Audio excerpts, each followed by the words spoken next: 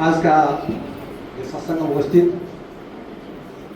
ऋतिक पत्नी युक्त पांजाधारी ऋतिक देवता मंडली, आधुनिक कर्मी मंडली, भाई महामाने और छोटे छोटे बच्चे सबको मेरा व्यक्तिगत आनंदित जय गुरु। आज साप्ताहिक सत्संग हमारा प्रिय अमित भैया भाई आज उनको सौभाग्य मिला है इसी सत्संग का प्रदान करने के लिए। वो बोल रहे थे कि बहुत दिन से सोच रहे थे सत्संग देंगे, लेकिन उनको दया जब तक उनका दया नहीं होता है वो कुछ भी नहीं होता। वो किसी न किसी उनका आशीर्वाद उनका दया से आज वो संडे उनको मिला है कि उनको भागवत परिक्रमा स्टार्ट करके कंफ्यूजन था, क्योंकि कोई संडे तो ठाकुर ने तय किए थे कि अमित भाई के भाई संडे को आपका सत्संग है। हम तो सब उम्मीद है दया तो उनका करने वाला वही है ठाकुर। अगर उनका जीवन में लेके चले तो हमको कुछ करना नहीं पड़ेगा। ठाकुर बोलते हैं तुम्हारा जो स्टेयरिंग है ना तुम मेरे को पकड़ा दो बस, फिर तुम बैठ जाओ। कहाँ लेना है, कैसे कहाँ पर पहुँचना, कितना बार पहुँचना, क्या करना है तुमको सोचना नहीं पड़ेगा। तो हम लोग को उतना निर्भर करना पड़ेगा, हम निर्भर से भरोसा करना पड़ेगा। हमको हमारा जो हैंडल जो बोलते हैं ना हमको देना पड़ेगा। हमको उसमें संशय नहीं रखना है। जैसे हम लोग ड्राइवर गाड़ी चलाता है, हम पीछे बैठ जाते हैं, हम उसके साथ संशय नहीं रखते। संशय रहता है तो हम लोगों को ड्राइविंग नहीं देते। इसी तरह है हम लोग को जीवन में गुरु मिला है तो हम लोग सोचते हैं गुरु तो एक मनुष्य के रूप में आए हैं, बस भगवान हो सकता है क्या है। तो हम लोग को सबका दिल में संशय लेते हैं, गुरु लेना चाहिए। क्योंकि ये तो गुरु का जो दीक्षा जो है ऐसे गुरु मंत्र या गुरु दीक्षा अभी का नहीं है। जब से यथार्थ मनुष्य महाऋषि मुरान थे उसी टाइम से गुरु प्रचलन में आया है। तो वो गुरु कौन है, हम लोग ऐसे सोचते दीक्षा ले लिया बस हो गया। एक छोटा सा एक कथाएं बताता हूँ। ठाकुर का जीवन काल में जब रहते थे उनका तो बात है तो कहाँ से आरंभ और कहाँ से शेष, और शेष भी नहीं है आरंभ भी नहीं है। जहाँ से आरंभ और कहाँ से तो किसी को भी नहीं पता। उनका वाक्य में, उनका बोलने में, उनका काम में आदमी का इतना साहस नहीं उनको उनका जो जीवन का जो है तो व्याख्या कर सकते। छोटा सा है ठाकुर जी आश्रम में बैठे हैं, एक शुभ आश्रम, चारों तरफ भक्तगण है और सबसे श्रेष्ठ भक्त कृष्ण आप लोग नाम सुना बहुत बार सुनते हैं सत्संग। तो ठाकुर जी बैठे हैं, भक्तगण का आलो बल चल रहा है, कोई आ रहा है, ठाकुर जी को माथा देख रहे हैं, प्रणाम कीर्तन हो रहा है। तो उसी टाइम पर कृष्णदा का एक छोटा सा मना बच्चा उसे जो जंगली का जो फूल होता है तो तोड़ के हाथ में लेके आके, क्योंकि जब आश्रम में रहते हैं तो बच्चे लोग उसी फूल में टूल हो जाते हैं। तो फूल थोड़ा सा हाथ में अंजलि में लेके आए। ठाकुर जो सुबह में बैठे हैं उनका पाद के पास ऐसे बिखरते हुए रख दिए और सीधा वहां पर माथा टिक के तो चल दिए।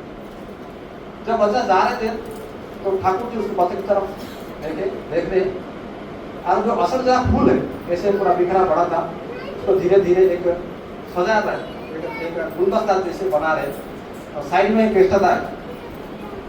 तो ठाकुर जी फूल की तरफ, बच्चे की तरफ और कृष्णदा की तरफ देखते बोलते कृष्णदा तो पूर्व जन्म का आपका कुछ याद है? तो कृष्णदा बोलते ठाकुर जी इसी जन्म का तो मुझे कुछ याद नहीं और पूर्व जन्म का मेरे को कहाँ याद है। अब इतना साल हो गया क्या क्या पीछे जन्म याद है, तो आप पूर्व जन्म का मेरे को कैसे याद है? तो ठाकुर तो कृष्ण तो बहुत चालाक आदमी है, बहुत भक्त है। तो लोग मत चालू होके ठाकुर के पास धीरे से बोलते ठाकुर जी क्या पूर्व जन्म का बात आपको कुछ याद है? ठाकुर जी एकदम पूरा मग्न अपना पूर्व जन्म का उसी इतिहास में चला गया। थोड़ा कर ऐसे हाथ में पकड़े हुए बोलते हैं कि सदा जब मैं 14 वर्ष वनवास जब गया तो मेरा साथ लक्ष्मण भी थे, मेरा स्त्री और मेरा अनुज। मैं जब जो जहाँ पर रहते थे सरोज नदी उधर बहता था तो मैं जाता हूँ सरोज नदी का किनारा में बैठता हूँ, दोनों पाँव को धुलाई करता हूँ इसे बैठे बैठे। जब मैं बाहर आता हूँ तो उसी टाइम पर मेरा अनुज और मेरा पत्नी यही जो जंगल का जो फूल है वो ला के मेरा पाँव के नीचे साफ करके जमीन रख के माथा बोल के ठाकुर जी को चुप रह गया। तो कहते हैं तो उनको तो पता है। फिर दोबारा नतमस्तक होके फिर बोलते ठाकुर जी क्या आप कुछ मना से? ठाकुर जी फिर स्टार्ट कर देते। जब मैं द्वापर युग में अपना जो सबक पूरे मेरे को मानने के लिए जरासंध जो मानने के लिए मेरे को पीछे आए, तो मैं एक जंगल के अंदर में छुप गया। तो जंगल के अंदर छुपते टाइम पर वो क्या सोचा है कि ये कोई एक मुख का शिकार करने के लिए पूरा जाते थे। तो वो समझ के मेरा जो पास तीर का वो क्षेपण किए थे, तो तीर आगे मेरा राइट पाँव का ऊपर लगा और इतना जख्म हुआ, इतना लहू स्रोत हरा बहा। फिर ठाकुर जी धीरे से उनका जो कहना वाला जो पाँव है उसको देखा था, देखो तो वो जो चिन्ह, वो जो रक्त का चिन्ह अभी तक है क्या? तो कृष्णदास देखते हैं वही चिन्ह है उनको। फिर कृष्णदास फिर ना तो वो तो सुनना, क्योंकि तो इतना भक्त है वो तो प्रभु क्या है ना, भक्त के पास ही धरा पड़ते पकड़ में आते हैं।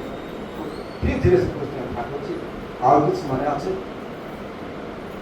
तो बोलते हैं कि जब मैं जेरूसलम से बेथलेहम तरफ जा रहा था, शाम का टाइम था, एक हल्का हल्का रास्ता, दोनों तरफ छोटा छोटा जो पेड़ है और हवा चल रहा था, वहाँ पर आसमान के ऊपर चंद्रमा का जो ज्योत्सना गिर रहा था। अब हवा की वजह से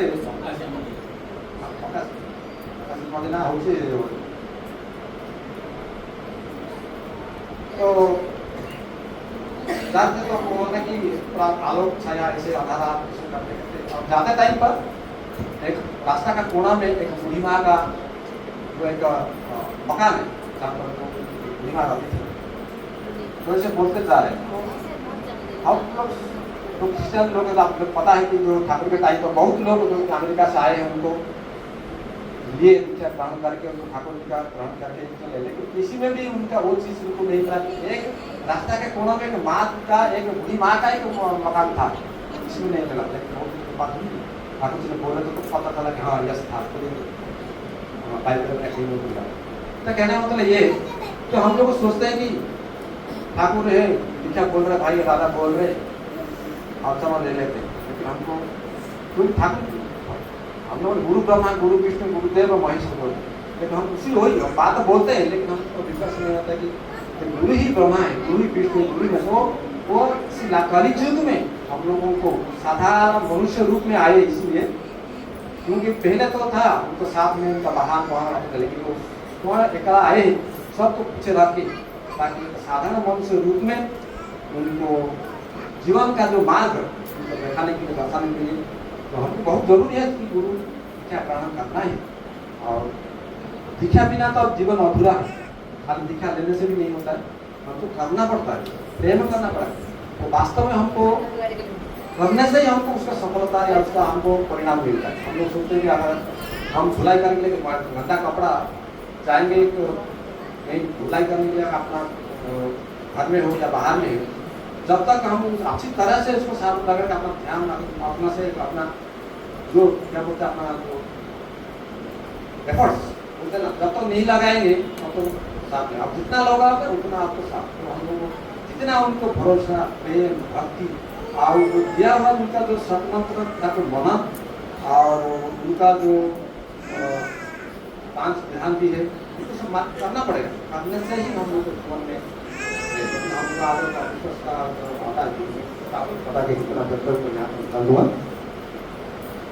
ठाकुर के पास एक वरिष्ठ डॉक्टर सीएम थे, गोकुल नंदी बोलते। जब रिटायरमेंट हो गए, हमें बहुत दिन आगे तो जानते ठाकुर जी है, गुरु है, परम ब्रह्म है या भगवान है, चलो चलते हैं वहाँ पर रहेंगे, तो उनके साथ बहुत लोग के साथ परिचय भी होगा और थोड़ा मेरा भी कुछ काम धंधा बनेगा, क्योंकि थोड़ा पैसा का थोड़ा है। तो आए, बहुत दिन रह गए। बहुत दिन रहने के बाद वो देख रहे यहाँ सारा दिन रह गया, लेकिन उनका कभी मेरे को उनका जो ठाकुर है या भगवान है ऐसा कुछ मुझसे अनुभव नहीं हुआ, वो कोई मैं देखा भी नहीं है। तो सोचे क्यों इतना मेरा समय करेगा, मैं पूरा वो समय रहा है, तो चाहता हूँ मेरा जो भी बंदोबस्त करता हूँ मैं लास्ट में चला जाऊँगा कि मन में स्थिर करते जाके कहना कि क्लिनिक खुलवा तो पैसा होगा। तो जब जाने का प्लान बना है तो दूसरा दिन पूरा भक्त लोग बैठे हुए, बैठने के बाद ठाकुर जी बोलते हैं तो थोड़ा गोकुल नाथ थोड़ा बुलाओ ना, थोड़ा मैसेज हो ठाकुर जी मैसेज दिए। तो गोकुल नंदी जब आए तो सोचे कि हाँ ठाकुर जी बुला रहे, चलो लास्ट में मैं तो जाना ही है, ठाकुर का शायद तबियत खराब होगा सब देख के फिर मैं चल दूंगा मेरा रास्ता। तो जैसे गोकुल नंदी आए तो ठाकुर जी इशारा कर दिए तो भक्त साइड हो गए। जब निकल गए तो ठाकुर जी बोलते हैं गोकुल नंदा देखो ना तबियत थोड़ा कुछ अच्छा नहीं लग रहा है। तो गोकुल नंदा अपना जो ब्लड प्रेशर वाला जो मशीन है वो निकाले, तो देखेंगे चल दूँ, जो भी दवाई वगैरह लेकर मैं चल दूँ। दिल का अंदर वही बैठ गया कि मैं जाना है। तो अभी तक इतना दिन रहा, उनका कुछ सानिध्य भी नहीं लगा कि भगवान है क्या है, कुछ अवलोकता भी नहीं मिला, तो दिल में से था। तो प्रेशर मिशन का पंपिंग करके एक्टिव करने के लिए तो उसी टाइम पर ब्लड प्रेशर का जो मेजर का जो है ना पूरा आपका टॉप में चला गया।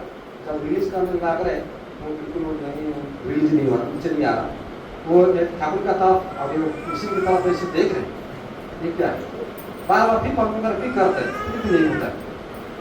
जब फिर ठाकुर की तरफ देखते तो ठाकुर की तरफ देखते तो ठाकुर उनकी तरफ देखने के बाद ठाकुर का जब बोलते हम जो त्रिकुट का जो आज्ञा चक्र है, वो आज्ञा चक्र का अंदर जब उनका नजर आता है वो इसमें जो भी जितना भी मतलब देव देवता का उनका अंदर जाके समा रहा है उनको पूरा। तो देखते देखते देखते देखते वो नदी में रह गए। कुछ देर के बाद फिर जब उनका गोदी में देख ठाकुर जी पूछते हैं गोकुला जी क्या देख रहे हो, तो बोलता है कि मैं आपको देख रहा हूँ।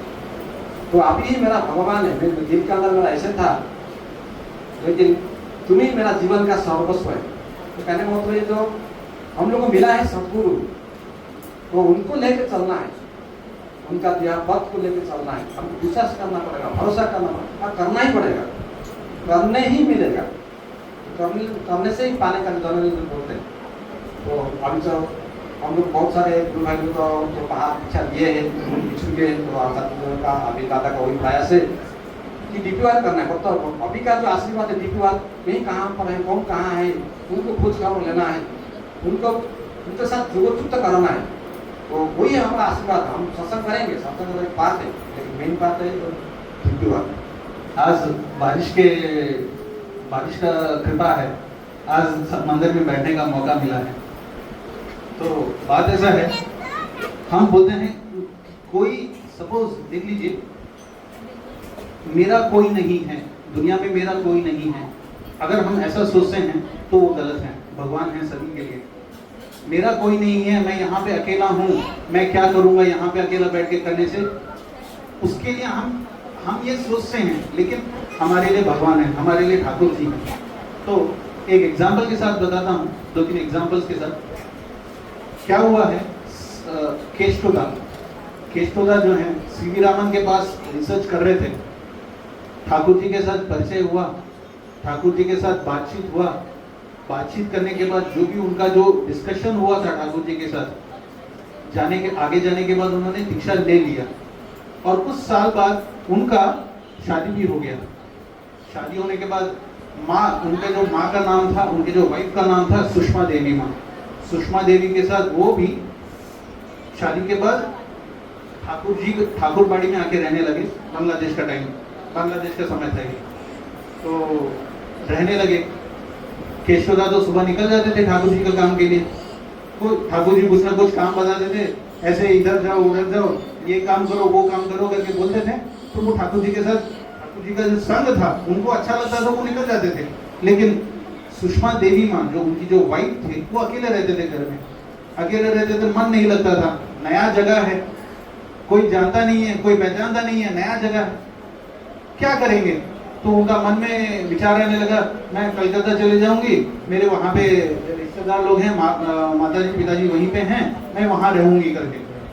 तो ये बात कभी उन्होंने किसी से बताया नहीं, अपने पतिदेव से बताया नहीं बात की। तो सोच के एक बार ऐसे ही सोच रहे थे, तो एक दिन सुबह का टाइम था, सुबह का काम झाम खत्म करके बैठे थे घर पे, तो ठाकुर जी के पास से कोई आया व्यक्ति, ठाकुर जी के पास आया और बोला, चलो चलो ठाकुर जी बुला रहे हैं आपको करके, ठाकुर जी बुला रहे हैं आपको। क्या हो गया? जो रेडी होके गए ठाकुर जी के पास। ठाकुर जी उस समय भोग ग्रहण करने के लिए बैठे थे, भोग ग्रहण करने के लिए बैठे थे, और जैसी माँ है, माँ आप आइए बैठिए करके। और जब भोग ग्रहण करने के पहले ठाकुर जी एक निवाला, भात दाल सब्जी सब मिला के एक निवाला बना के उनको दिए खाने के लिए, उनको अपने हाथों से दिए खाने के लिए।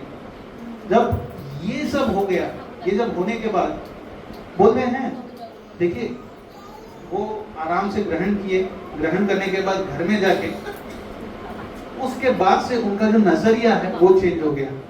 क्यों? क्योंकि देखिए हमने बोलते हैं ठाकुर जी वो सब देख रहे हैं, सब जगह देख रहे हैं, ठाकुर जी के पास कितना लोग दर्शन करने के लिए आ रहे हैं, कितना लोग अपना जो प्रॉब्लम्स हैं वो बता रहे हैं, और ये भी बता रहे हैं कि हाँ ऐसे से करेंगे, ऐसे से करने से अच्छा वो देख रहे हैं, लेकिन उनका मन नहीं लग रहा था यहाँ पे। जब ठाकुर जी स्वयं आके माँ ये लीजिए प्रसाद ग्रहण कर लीजिए करके बोलने से, देखिए हम बोलते हैं ठाकुर जी के हाथ से, ठाकुर जी के हाथ से हम कुछ भी ले लेंगे अच्छा है। तो वही हम सोचते हैं ठाकुर जी के हाथ से क्या मिलेगा, माँ के हाथ से क्या मिलेगा।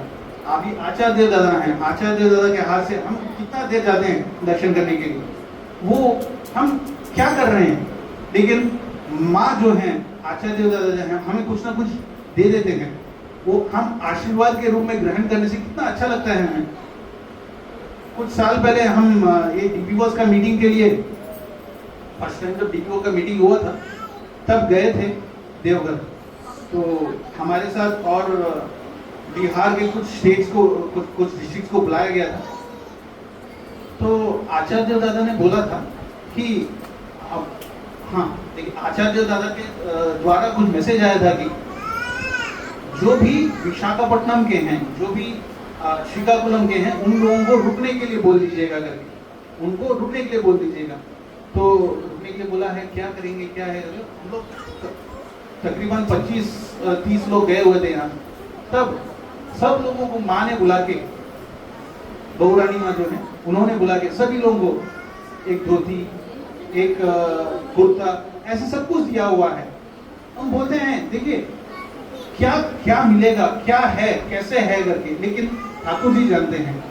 हम लोग अकेले हैं समझते हैं, हम अकेले हैं समझते हैं क्या है, हम यहाँ पे आके क्या कर रहे हैं, लेकिन वो ठाकुर जी सभी का ख्याल रखते हैं। एक दो एग्जाम्पल बताता हूँ, मेरे साथ घटना हुआ है। पिछला साल मैं कुछ समय के लिए मैं तिरुपति गया हुआ था कुछ काम के वजह से। तो देखा है वहाँ पे कोई है नहीं, एक ऋतिक दादा थे, उनका नाम है रेड्डी दा, तो वो वहीं पे अकेले हैं, कोई है नहीं वहाँ पे। तो कोई है नहीं तो वो वहाँ से चेन्नई 3 घंटा का रास्ता है, कभी सत्संग होता है, कभी उत्सव होता है, वहाँ चले जाते हैं। तो क्या हुआ, कैसे हुआ पता नहीं। मेरा बर्थडे आ रहा था, मार्च 16 को मेरा बर्थडे था।